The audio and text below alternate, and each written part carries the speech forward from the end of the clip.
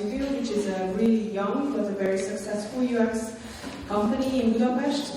And the first speaker will be Dávid, Pásztor, who is the founder of UX Studio. And I don't even want to say anything more. Hope you will enjoy this night. The stream is already started, hopefully, so people can also watch us from back home. And thank you for coming. Enjoy tonight. Hello, everyone. It's a bit weird to speak into a microphone. So, I'm David.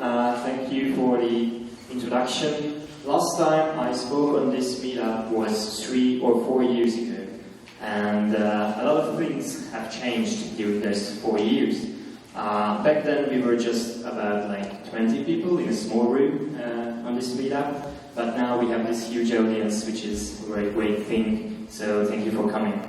And 3 years ago I started a design team. Our name is UX Studio, you probably heard about us. We are 17 people now. We design awesome digital products to international brands like HBO, Liligo, LogMe, or the KBC Group. Those applications have many millions of users. So what we are famous of is that we have a quite good research team, and we always do research together with design. So we don't do design without research. We usually delegate 1 or 2 designers with a researcher to a project, and we believe that those small teams can have a huge impact on products. So today I will tell you talk stories about how designers and researchers are working together and how can we boost products with a better design. So my first story is about call centers. When we did this project, we spent many days in call centers around Budapest. And you can imagine a huge building like this one, packed with hundreds of old ladies selling insurance products online. Yeah, it has a special atmosphere. So our goal was to design a new interface for the supervisors of those call centers.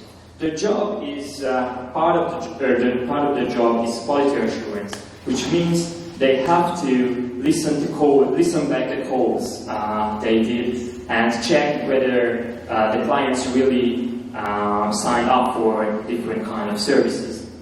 So that was the old interface they used. So what they did is that they were clicking on random points on the playback line, and they were trying to find spots where the operator asked the question and the client answered yes or no to check whether they really signed up for those services. So you can imagine it's a very time-consuming thing, just clicking to random points and trying to find something in the sound waves. So, and especially if you have to do it like 200 times a day, that's a bit frustrating. So, we designed a new interface. This is the new one. First of all, we put a new feature so you can change the speed of the playback. That can help you, that can shorten the time of listening to the track. But the main innovation here was that we display the sound waves, the operators and the client's sound separately. So with this solution, it's very easy to scan through the call and find the points where the operator asked the question, so he was speaking for a longer time, and then the client answered yes or no, so he was just speaking for a short time. So that was really successful. After they released this new player, we got emails from quality assurance guys in the call centers, and one of them wrote that he could go home earlier with an hour every day just because of this interface. So it helped them a lot. What we learned from this project is that you always have to go out and do field research. Otherwise, you can't design really useful interfaces. So we could have designed a better player, but the main reason for the success was that we went out and we watched them how they interact with the player, and we really knew how they use this product, and that way we could design something that is really, really useful for them. So that was my first design story. My second design story is about a startup. The name is Kuidao, and it is a question and answers application. So anybody can upload a question, and other people from the audience can upload video answers. So, you know, Quora and other question and answer sites are very popular nowadays, and on YouTube you can find many how-to videos and explanation videos. So combining those together in an application, that's the goal here. So what you see here is the really first quick prototype with it.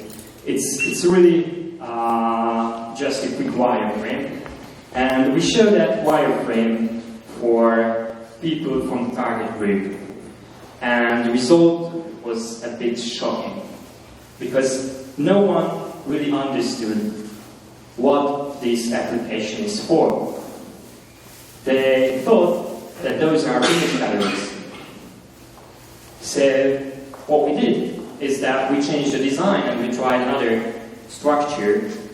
We put in two tabs and we put the questions, what we call quests in this application, and video answers separately. This was better. On the test we found that people understand finally that this is a site where you can upload questions. But they didn't really get the video thing here. So then we changed it again after the tests, and we tried another solution. In this new version we put text labels that says question and video answers there. And this was the first prototype when they finally understood what this application is for, because they got the question and answer thing and the video thing also. And we also have some other iterations, and after those, that was the final design we created.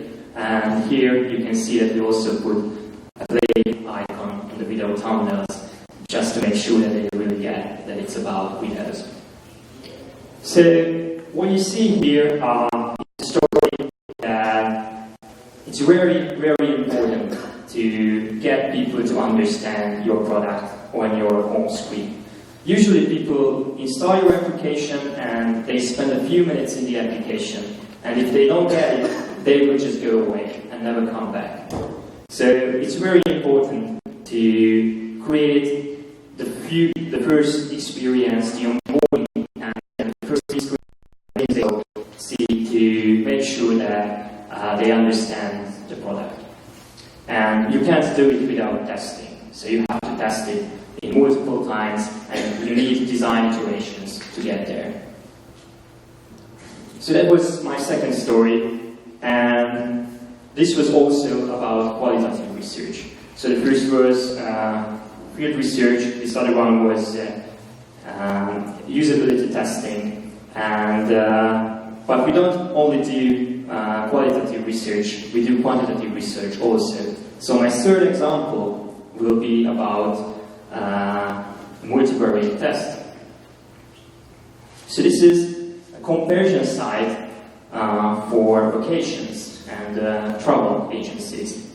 What people can do here is come up to the site, type in some kind of destination where you want to go to holiday, then you will get results, and if you like one of those results, you can see a detailed page where you can read more, and after that, if you really like that one, you can sign up, and the site will send your personal data to the travel agency, who will call you back to finish the booking process. So our goal was here basically to generate leads for those travel agencies, and what we had to do here is to increase the number of people who sign up.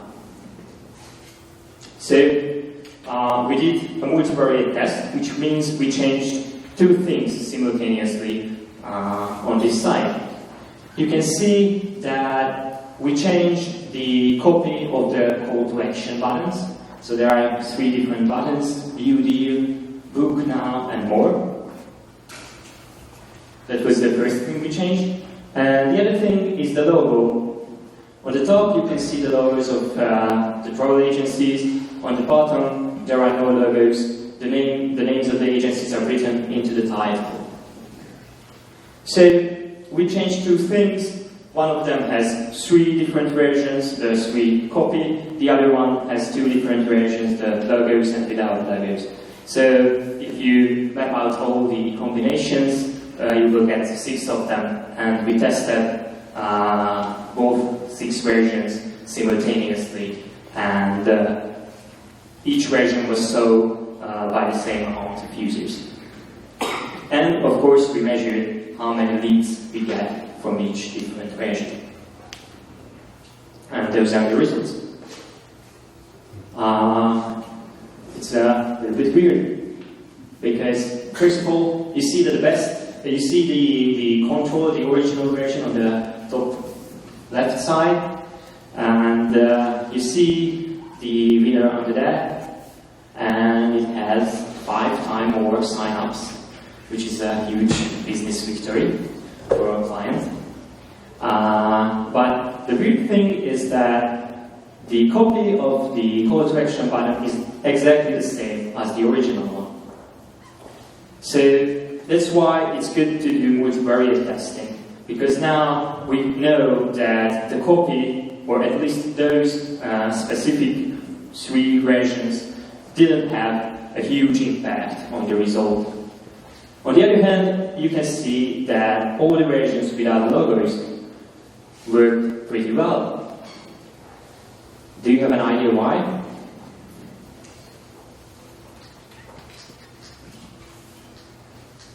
Okay. Because no one cares about the company. Actually, no one cares about the company, but the deal. Yes, so I will just repeat it for the video screen. So you said that no one cares about the company, they care about the deal. Yeah, maybe. Other ideas? Feels less like an ad. It doesn't feel like an ad, okay? Less details. Less details, more simple, yeah.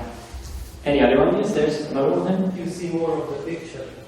You see more of the picture, and those are usually very nice pictures of tropical beaches.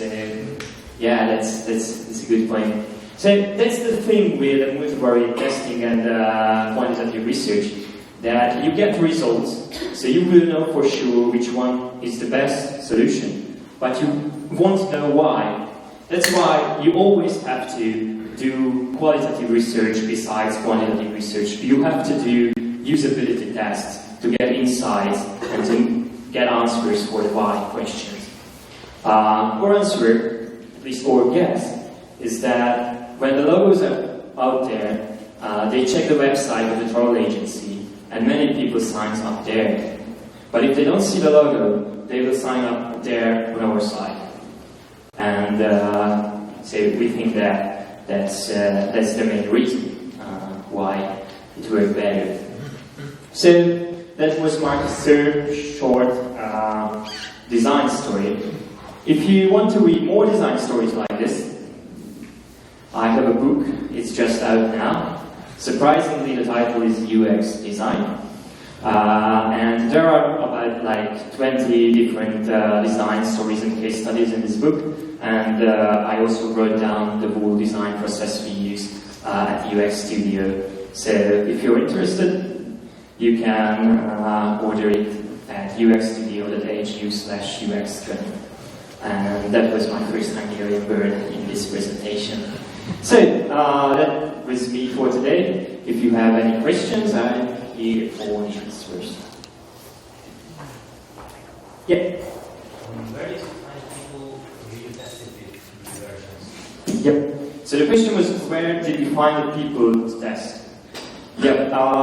Basically, that's the most difficult part of testing, the recruitment.